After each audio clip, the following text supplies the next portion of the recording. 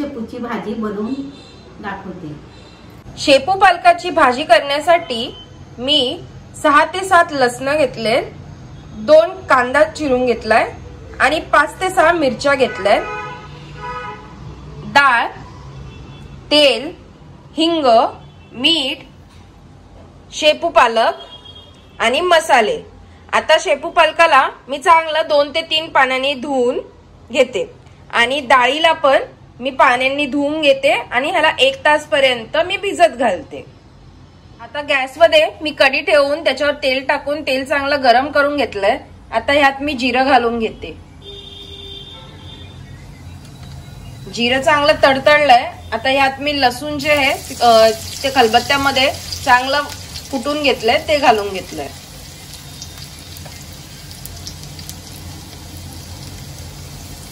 आता मी जो कांदा कापून घेतलाय तो घालून घेते।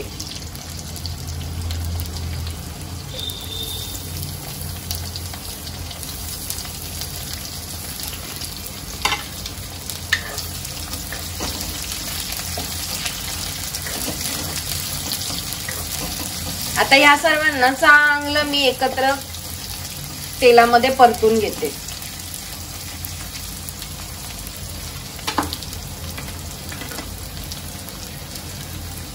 आता मिरची जी कापली आहे ती पण घालून घेतली आहे मी।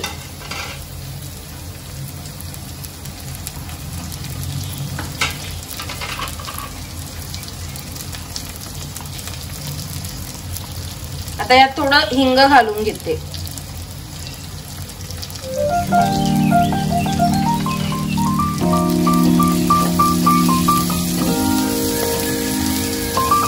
आता कांदा थोडा लालसर होईपर्यंत मी ह्यांना तेलामध्ये चांगला परतून घेते।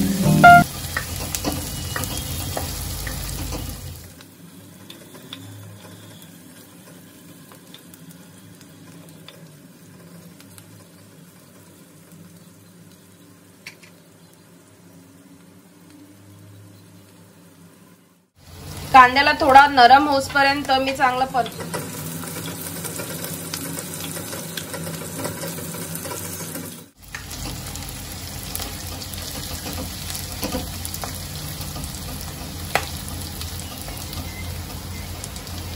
आता ह्यात मी जी डाळ भिजत घातलेली ती घालून घेते, चण्याची डाळ।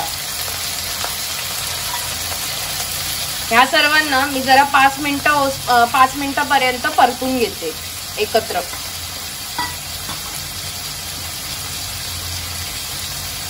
ह्यात हळद घालून घेते पाव चमचा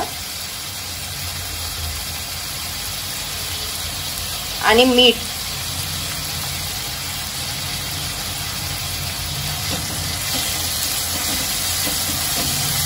ह्याला 5 ते 6 मिनिटं मी चांगलं परतून घेते।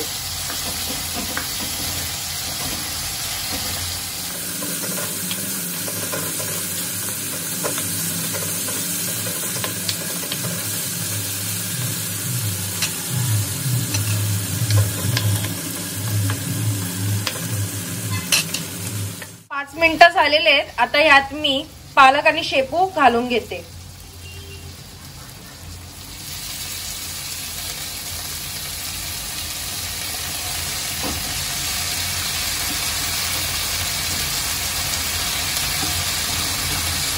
पालक आणि शेपूला मी एकत्र पहिलेच करून घेतलेला, आता त्या दोघांना मी घालून घेतेय।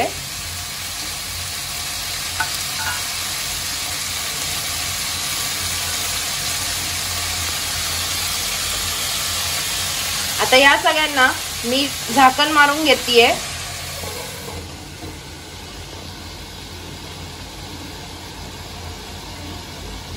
आता मी झाकण काढून घेते। झाकण मी 10 मिनिटापर्यंत लावून घेतलं होतं। ह्याला मी मध्ये मध्ये झाकण काढून भाजीला चांगला हलवून घेतलेलं। 10 मिनिटापर्यंत मी याला शिजत ठेवलेलं झाकण मारून। आता यात मी गरम पाणी घालून घेते।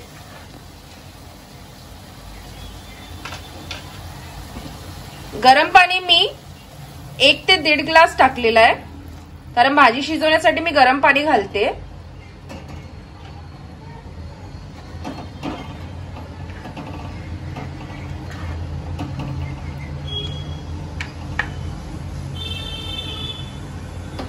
आता याला पुन्हा मी झाकण मारून घेते आणि शिजवून घेते. आता स्लो गॅसवर मी 15 ते 20 मिनिटापर्यंत झाकण मारून भाजी आणि डाळीला शिजवून घेतलंय. आता मी झाकण काढून घेते.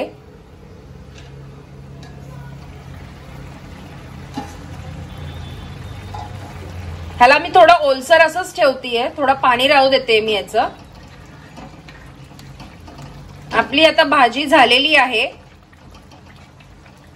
तुम्हाला पाहिजे तर तुम्ही पाणी पूर्ण आटवू शकतात, पण ह्याला एकदम स्लो गॅसवरच शिजवून घ्यायचंय कारण डाळ शिजायला वेळ लागते. आता यात मी भाजलेला शेंगदाण्याचा कूट घालून घेते, 1 मोठा चम्मच. आता या सगळ्यांना मी एकत्र करून घेते.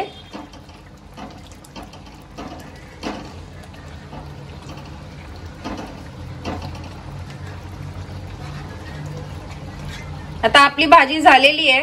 आता मी गॅस बंद करून घेते आणि भाजीला काढून घेते.